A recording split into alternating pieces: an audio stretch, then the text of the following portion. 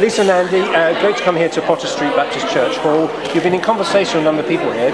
What type of things have you been discussing?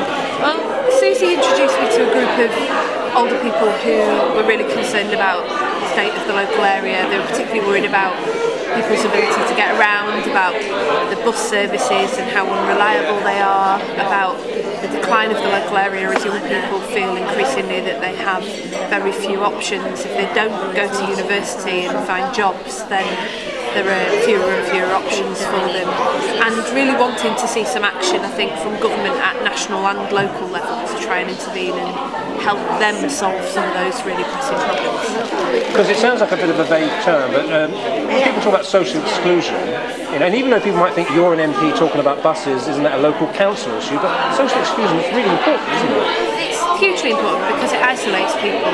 And one lady was just telling me about going on holiday and finding that the bus services were fantastic and they could get around everywhere, and suddenly they were all out and they were meeting people, and if the bus services don't work, people are stuck in their homes and it has huge social consequences. So it does matter to politics, but it is a local issue, you're right. It's something that the local authority should take really seriously. It's also a national issue too, because if local authorities had more control over the bus services and how they're commissioned, we would be able to shape and direct those services so that they work for people and not just for profit-making companies. Your remit covers voluntary organisations and charities. What state are they in 2015, and what do they hope? What do you think they should hope for on May the 7th or post May the 7th? Well, 5 years ago, the Conservative government fought, it wasn't the government at the time, was it? But the Conservatives fought an election based on the big society, and it was an idea that got a lot of traction and was repeated quite a lot. You don't hear anything about the big society now, and I think that's because the reality has been that as the government has cut and cut and cut public services, charities have had to step in to pick up the pieces.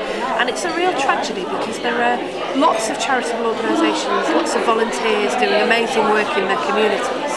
But over the last few years, increasingly, they've had to resort to just simply feeding and clothing people in one of the richest countries in the world. And many of those charities have really taken a battering. They've found it very hard to get funding for the work that they're doing. Many of them have folded at exactly the time that people need their services. So it's been really heartbreaking for people who are involved in running charities and trying to help people.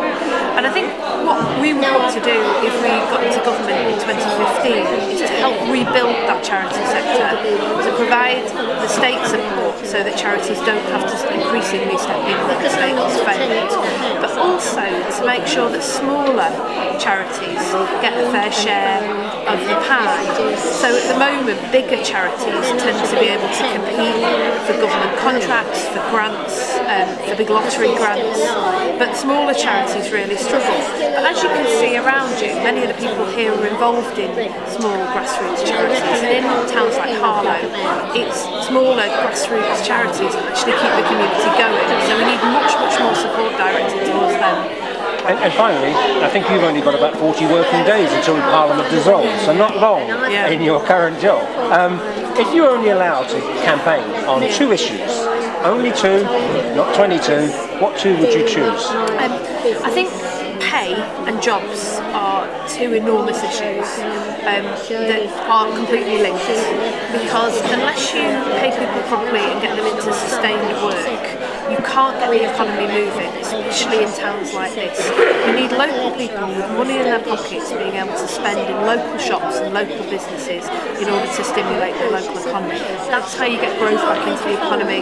That's how you make sure that you're able to bring in taxes, get people benefits, and put money into things like the National Health Service, which is, when I've talked to people in this room today, the NHS is on the tip of everyone's lips, and that's because people rely on the NHS, they're so concerned about it.